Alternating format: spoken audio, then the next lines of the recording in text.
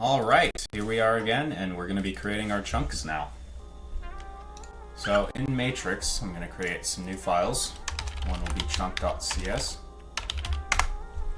and we'll use the same namespace from before.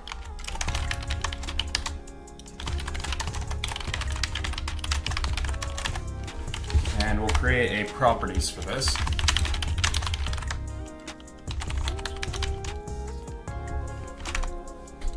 And inside here we'll have X position.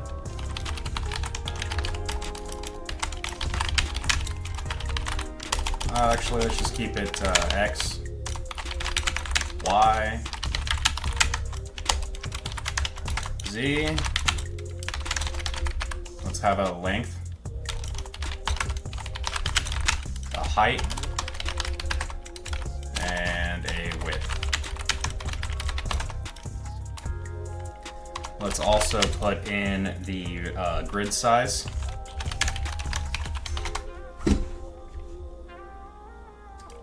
And we'll go ahead and create our chunk, and we'll supply the chunk properties. And we'll initialize that field. And we'll create some functions. They have a generate, a render,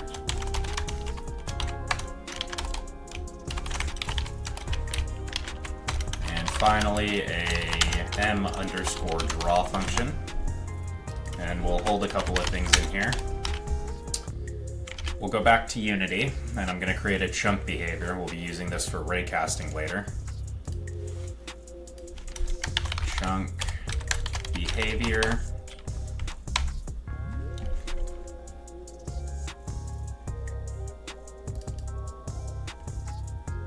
And attach in here a require component and a type of mesh filter, renderer, and a collider. Like so. And let's get a mesh filter.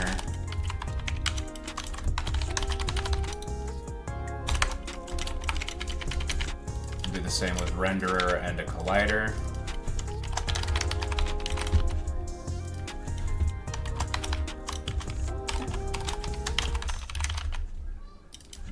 And a mesh renderer. Create some public properties on here.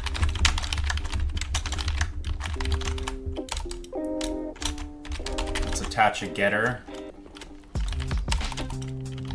And we'll return mesh filter null.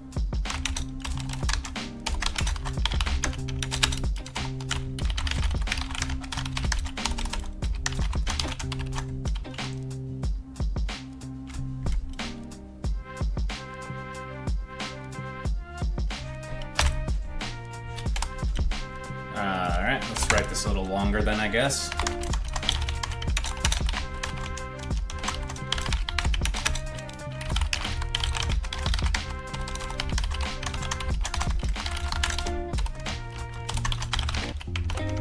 We won't put a setter on it.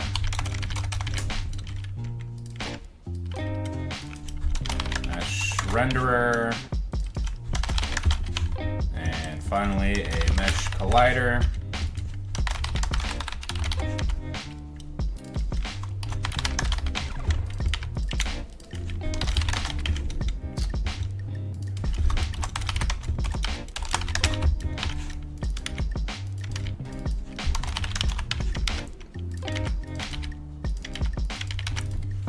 Okay, like so. And then we'll do a private chunk behavior, and we'll just call it behavior. In the draw function, we're going to do if behavior. Let's actually underscore this. It just means that this particular thing needs a little bit of extra help.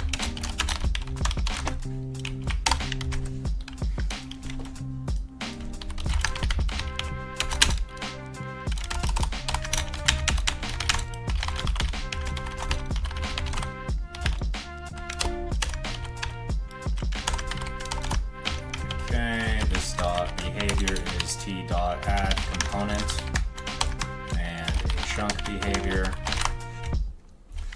like so. Let's also make chunk disposable, and we'll just add in here if behavior is not equal to null, then GameObject.destroy. We'll get the GameObject, and that will clear this out.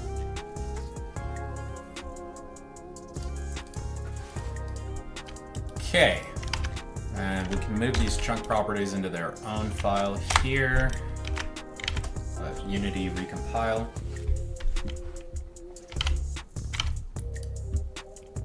And we're going to make some more classes. We'll have a voxel. We're going to want this name here, color for it.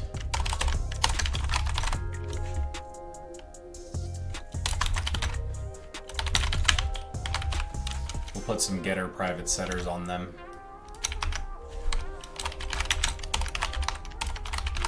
Let's add a boolean of is transparent.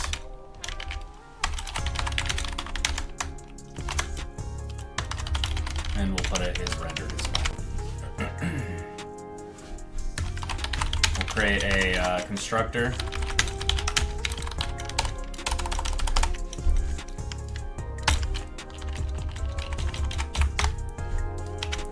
Like that. And then I'll create another class here called Voxels.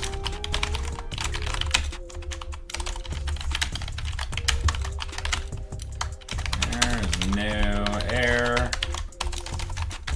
We'll just use color.black. Is transparent's true and false for is rendered. And we'll create a stone one as well. And these will be inverted. Is transparent will be false and is rendered is true. Move these into their own classes.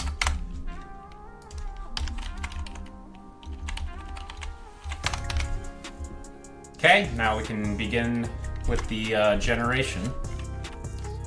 So we'll create a private voxel array, a three-dimensional array called voxels. Let Unity compile here.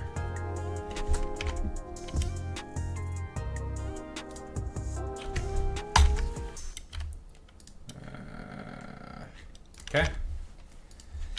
For int x is 0, x is going to be less than this dot chunk properties dot length, x plus plus. We'll do the same for the y and the z axis. This one will be height. And finally z will be our width.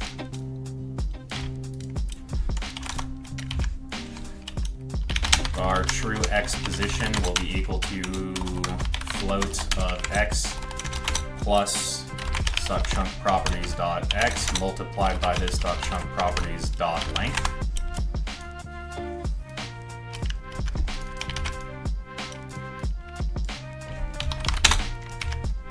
Okay, these two will multiply and then add. This is perfect.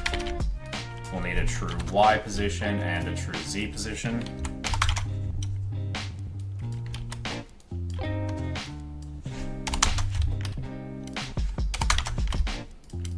Length, height, width, like so. We'll create a noise value just for now. We'll use Perlin noise of our true x position divided by, say, 25. We'll use our true z position divided by 25.0f. And we'll set an arbitrary y position. We'll just use the chunk properties under the assumption we're not stacking them quite yet, so it will be equals noise value plus, and we're going to do true y position, and then we're going to divide this by this dot chunk properties dot height. Then we'll wrap these two together and divide them by 2, so we should be outputting a value between 0 and 1. we'll do if noise value is greater than or equal to 0.5, half of it, then voxels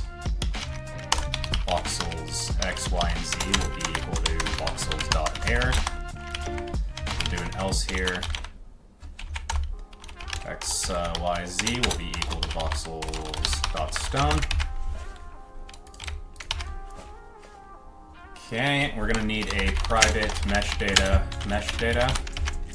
Inside our dispose, we're gonna do if this.mesh data is not equal to null, then we're gonna do dispose. And we'll set that to null.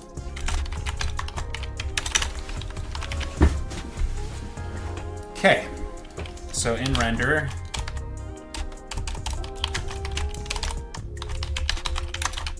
I'm gonna set if the mesh data is not null,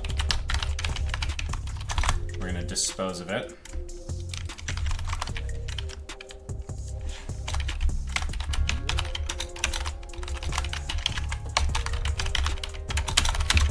We'll create a mesh data here, and I'm gonna steal these values here. I think later I'm going to be needing a bit more information here, so these true values. So for now, I'm just going to leave that in here.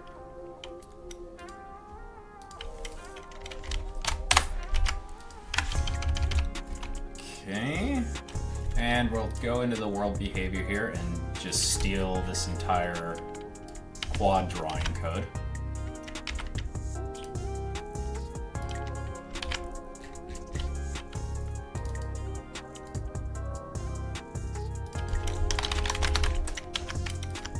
I'm going to go up to this property and change its name, like that.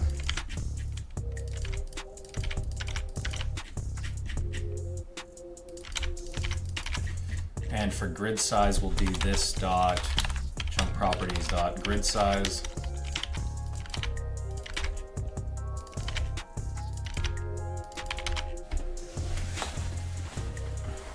Like so.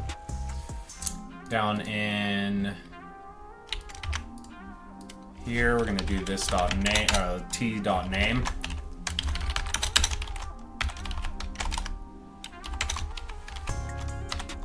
We're going to put in the position.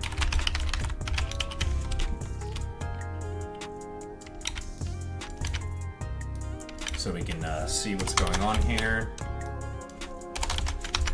Like so. And we're going to set its position to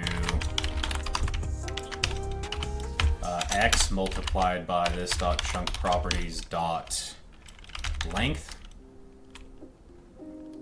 And then we're going to wrap these two guys together. Set them to a float. And we're going to multiply that by this dot chunk properties dot grid size. We'll do this for each one.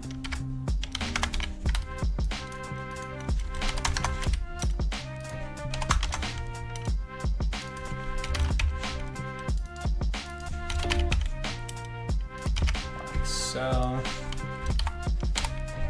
So we're going to be spawning this in the correct position, or at least attempting to. In here, if this dot voxels x, y, and z dot is rendered is false, we're just going to go ahead and continue the loop. In fact, there's no real reason to even do this computation here.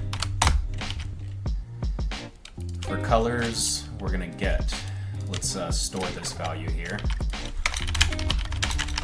We're already going to be computing it once.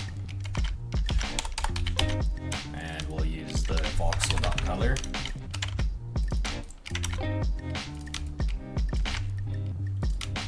We'll be moving this into the actual voxel code at a later time when it gets a bit more complicated. So we'll be filling in this mesh data, and that's it. And then finally in our draw, get this into mesh data, and we're going to do do a toMesh function here. We'll dispose of that mesh data. And we'll do this dot behavior dot and mesh filter. And we'll set that mesh.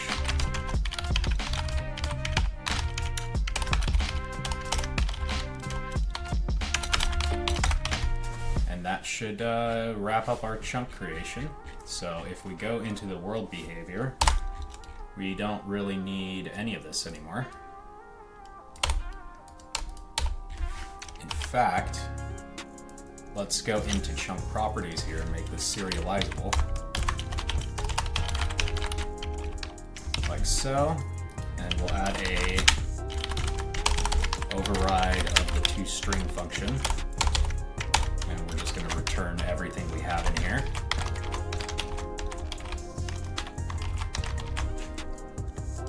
So x, y, z, length, height, width, and grid size. So we want to test that we can properly dispose of these chunks. So let's we'll create a chunk up here, and we'll just do if this dot chunk is not null. Dot chunk dot dispose, and we'll just set it to null. And let's go ahead and store the chunk properties up here. Chunk properties. We'll give it there.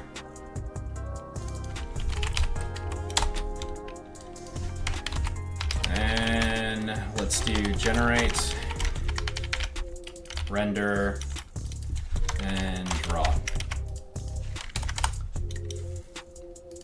And in update, actually, let's create a string here. We'll just call this state. We'll set it equal to an empty string. And we'll do if state dot equals this dot chunk properties to string. We'll set that to a false. So what we're going to try to do here is basically change detect this field. So in the editor, if something changes, we want to redraw the chunk. We'll set state equal to this right here. And this dot create chunk, we'll just run the chunk code again. So ideally now,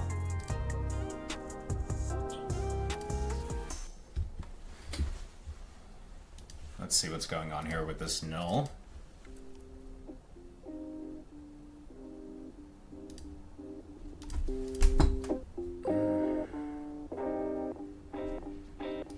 Okay, quick debug here, see what's going on.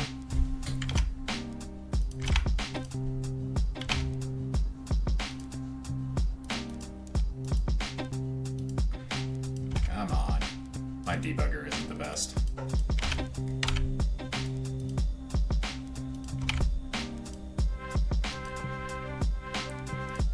Okay, let's see what's going on here.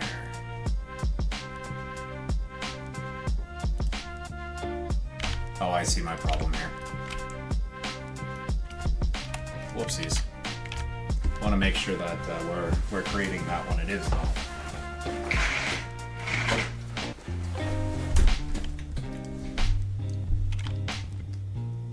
Okay, we have our chunk, so let's fill in some information like the length, width, and height, and the grid scale.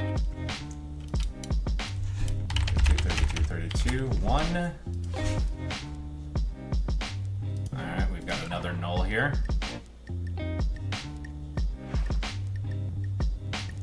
Length, height, width, y, x, x, y, and y, z, z, and z. Reference not set to an instance. Ah, yes. We'll create our voxels.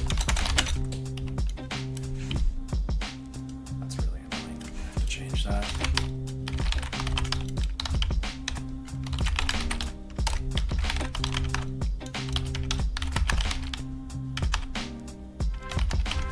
Width. There we go.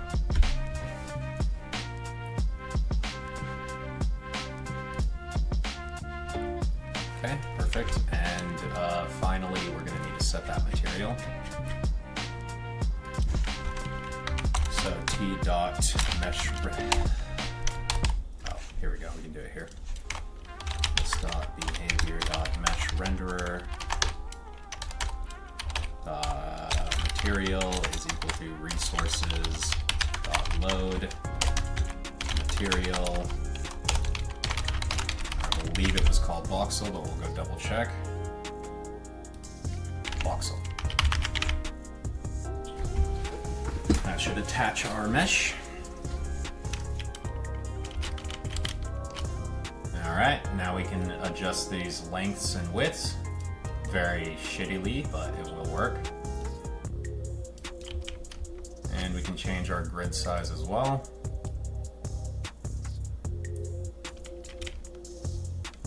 And of course, there are significantly better ways to be doing this, but we will get there in a little bit. So next, we're going to need to optimize this chunk code, because this is going to take up way too many resources. So that's it for now. See you guys next time.